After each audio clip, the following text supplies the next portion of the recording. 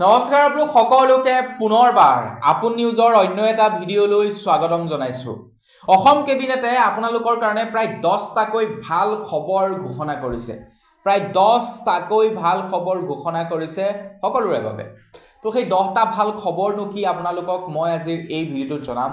তো ভিডিঅ'টো প্ৰথমৰ পৰা শেষলৈকে চাই থাকিব। অসম কেবিনেটে ৰিসেন্টলি আপোনালোকৰ কাৰণে ঘোষণা কৰা সেই 10টা ভাল খবৰনো কি।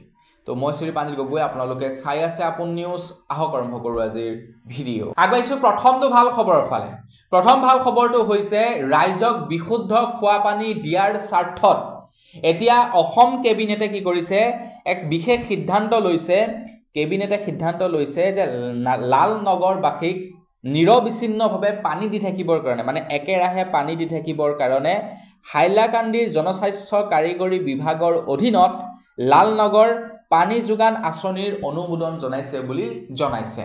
মানে লালনগৰবাসীৰ বাবে নিৰবিচ্ছিন্নভাৱে পানী দি থাকিবৰ কাৰণে, যাতে পানীৰ অভাৱ নঘটে তেওঁলোকৰ কাৰণে, তো তাৰ কাৰণে এতিয়া অনুমোদন জনাইছে বুলি জনাইছে অসম চৰকাৰৰ ফালৰ পৰা। তো আপুনি এই ভিডিঅ'টো লালনগৰৰ পৰা চাই আছে নেকি, বা যদি লালনগৰবাসী আপোনালোকৰ কোনোবা চিনাকি আছে তেখেতলৈ ভিডিঅ'টো শ্বেয়াৰ কৰি দিব। আগবাইছো ইয়াৰ পাছৰটো খবৰৰ ফালে। অৱশ্যে এইটো ভাল খবৰ বুলি নকওঁ মই আপোনালোকক, এইটো এটা কেবিনেটৰ সিদ্ধান্ত বুলি কৈছোঁ যে পেহেলগামত যি নেকি 26জন লোকৰ মৃত্যু হৈছিলে, সেই 26জন লোকৰ মৃত্যুৰ ফেমিলিলৈ অসম চৰকাৰৰ ফালৰ পৰা 5 লাখ টকাকৈ অনুদান হিচাপে আগবঢ়াব বুলি জনাইছে। মানে তেওঁলোক আমাৰ অসমৰ নহ'ব পাৰে, কিন্তু ভাৰতীয় নহয় জানো। তেওঁলোকে ফেমিলিৰ কোনোবা নহয় কোনোবা হেৰুৱাইছে। সন্ত্ৰাসবাদীৰ আক্ৰমণত নৃশংস হত্যাকাণ্ড কৰা হ'ল। গতিকে এতিয়া সেই ফেমিলিবিলাকক আমাৰ অসম চৰকাৰে 5 লাখ টকাকৈ আৰ্থিক অনুদান আগবঢ়াব বুলি জনাইছে। তো এই খবৰটোৰ বাবে কিন্তু আপোনালোকে লাইক এটা কৰি থৈ যাব। আগবাইছো ইয়াৰ পাছৰটো খবৰ ফালে। ইয়াৰ পাছৰ খবৰটো মানে এইটো এটা ভাল খবৰ। এই ভাল খবৰটো ওলাইছে যিবিলাক নেকি ৰাজহুৱা সুবিধা কেন্দ্ৰ আছে, এই ৰাজহুৱা সুবিধা কেন্দ্ৰসমূহৰ ওপৰত ভাল খবৰ ওলাইছে। আমাৰ অসমত বৰ্তমান সময়ত প্ৰায় 362টা ৰাজহুৱা কেন্দ্ৰ কাম নাইকিয়া হৈ গৈছে। মানে সেইবিলাকত মানুহে কাম কৰিবৰ কাৰণে নোযোৱা হৈছে। এতিয়া যাৰ বাবে তেওঁলোকৰ উপাৰ্জন কমি গৈছে। তো অসম চৰকাৰে কৈছে প্ৰায় 362টা ৰাজহুৱা কেন্দ্ৰৰ প্ৰায় 746 গৰাকী লোকক 50,000 টকাকৈ এককালীন সাহায্য আগবঢ়াব বুলি জনাইছে অসমৰ মুখ্যমন্ত্ৰী ডক্টৰ হিমন্ত বিশ্ব শৰ্মা দেৱে। আগবাইছো ইয়াৰ পাছৰটো ভাল খবৰ ফালে। আপোনালোকে হয়তো জানে যে এপ্ৰিলৰ 1 তাৰিখৰ পৰা অসম চৰকাৰে কাৰেণ্টৰ বিলত 1 টকাকৈ ৰেহাই প্ৰদান কৰিছে, আৰু শীঘ্ৰেই আৰু 50 পইচাকৈ ৰেহাই প্ৰদান কৰিব বুলিও জনাইছে মন্ত্ৰী হিমন্ত বিশ্ব শৰ্মা দেৱে। আৰু এই আঁচনিখন অবিৰতভাৱে চলি থাকিবৰ কাৰণে 300 কোটি টকাৰ মানে ধাৰ্য কৰিছে বুলি জনাইছে। মানে 300 কোটি টকাৰ অনুমোদন আগবঢ়াইছে কেবিনেটে, যাতে মানুহক নন ষ্টপ এই ৰেহাইটো দি থাকিব পাৰে। তো তাৰ কাৰণে এই বছৰটোৰ বাবে 300 কোটি টকা ধাৰ্য কৰা হৈছে। আগবাইছো ইয়াৰ পাছৰটো ভাল খবৰ ফালে। ইয়াৰ পাছৰ ভাল খবৰটো ওলাইছে আমাৰ অসমৰ জলমিত্ৰসকলৰ বাবে এটা ভাল খবৰ ওলাইছে। জলমিত্ৰসকলক এতিয়া প্ৰত্যেক মাহে 1000 টকাকৈ, আৰু তাৰ লগতে বৰ্তমান পানী ব্যৱহাৰকাৰী সমিতিসমূহক অনাময় ব্যৱহাৰকাৰী সমিতি হিচাপে ৰূপান্তৰ কৰা হ'ব বুলি জনাইছে।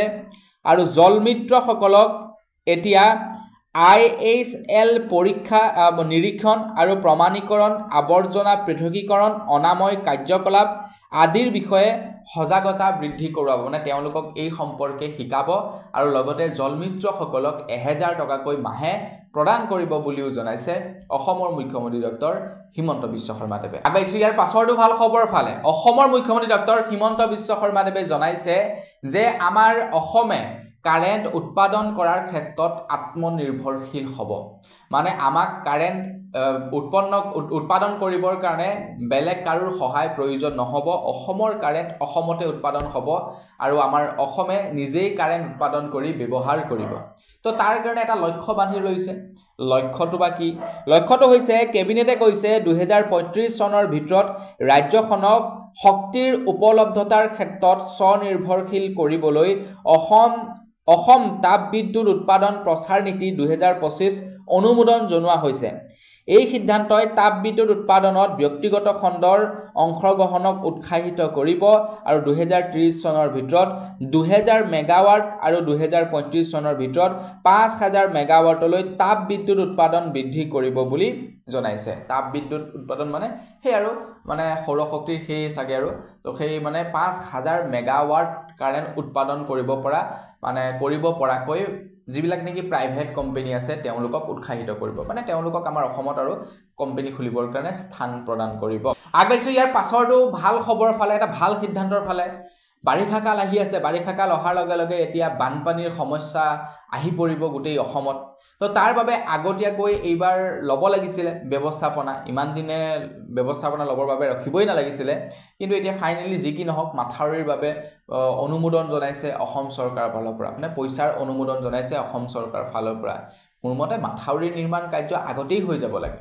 হয় নহয় বাৰিষা যোৱাৰ পাছতেই হৈ যাব লাগে তেতিয়াহে মানে মাথাউৰিটো মজবুত হয় মানে একদম পুৰা তাগৰা হৈ থাকে এতিয়া কেইদিন পাছত বৰষুণ আহিব বাৰিষা হ'ব আপোনাৰ গৰাখহনীয়া হ'ব তাৰ আগত মাথাউৰি বনালে এনেই যায় পইচাবিলাক আগবাইছো ইয়াৰ পাছৰটো সিদ্ধান্তৰ ফালে বা এটা ভাল খবৰ ফালে ভাল খবৰটো হৈছে এডভান্টেজ আসাম 2.0 বাবে ওলাইছে এটা ভাল খবৰ তো এডভান্টেজ আসাম 2.0 অধীনত কোম্পানীসমূহে 7730 কোটি টকা একেলগতে তেওঁলোকে ইনভেষ্ট কৰিছে বুলি খবৰ ওলাইছে এডভান্টেজ আসাম 2.0 অধীনত প্ৰায় 12টা কোম্পানী একেবাৰে 7730 কোটি টকাৰ ইনভেষ্ট কৰিছে এতিয়া আমাৰ অসমত কেইবাটাও প্ৰকল্প স্থাপন কৰা হৈছে এফালে টাটাই তো সেমিকন্ডাক্টৰ প্ৰকল্প বঢ়াই আছে তাৰ লগতে আকৌ টাটাই কৈছে 7 ষ্টাৰ হোটেল বনাব এফালে কেম্পা কোলাৰ এটা প্ৰকল্প স্থাপন কৰা হৈছে মানে মুকেশ আম্বানীৰ তাৰ লগতে এতিয়া আপোনাৰ সেই টিহুত মদ উৎপাদন কৰা কাৰখানাও স্থাপন কৰিব তো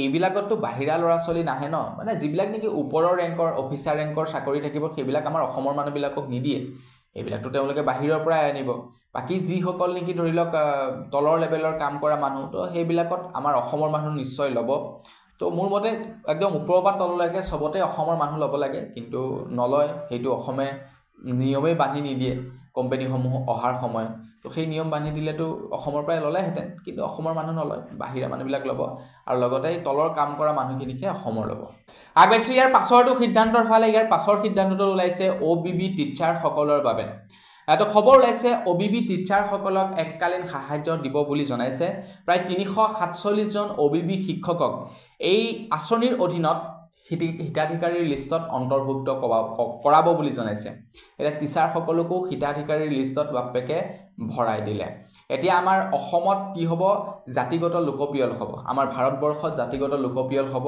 তো এটা খবৰ ওলাইছে এই জাতিগত লোকপিয়লৰ বাবে শিক্ষকসকলে অংশ ল'ব বুলি কৈছে মানে শিক্ষকসকলৰ দ্বাৰাই এই জাতিগত লোকপিয়ল কৰোৱা হ'ব আকৌ এবাৰ শিক্ষকসকলক মানে কামত লগাব স্কুল আকৌ সেই মানে বৰ ভালকৈ নচলিব আগবাইছো একেবাৰে শেষৰটো সিদ্ধান্ত বা একেবাৰে শেষৰটো ভাল খবৰৰ ফালে একেবাৰে শেষৰটো ভাল খবৰ ওলাইছে ৰেশম বিভাগত যিসকল লোকে নেকি স্নাতকোত্তৰ লাভ কৰিছে তো তেওঁলোকৰ বাবে এটা ভাল খবৰ ওলাইছে অসম কেবিনেটে ঘোষণা কৰিছে যে ৰেশম স্নাতকোত্তৰ সকলৰ বাবে নিযুক্তিৰ পদ সৃষ্টি কৰিব বুলি জনাইছে ৰেশম এতিয়া এইটো মই সঁচা কথা ক'বলৈ গ'লে বুজি পোৱা নাই তো ৰেশম স্নাতকোত্তৰ মানে কোনটো বিভাগক বুজোৱা হৈছে বা কোনটো পাঠদানক বুজোৱা হৈছে আপোনালোকে যদি জানে কমেন্ট সেকশনত জনাব মানে কি হৈ গ'ল এনে মই ভিডিঅ'বিলাক বনোৱাৰ আগত গুগলত সাৰ্চ কৰি লওঁ যিটো বস্তুৰ বিষয়ে নাজানো কিন্তু আজি মানে ভিডিঅ'টো বনাই থকাৰ অৱস্থাতে ভালদৰে চাইছো বস্তুটোৰ বিষয়ে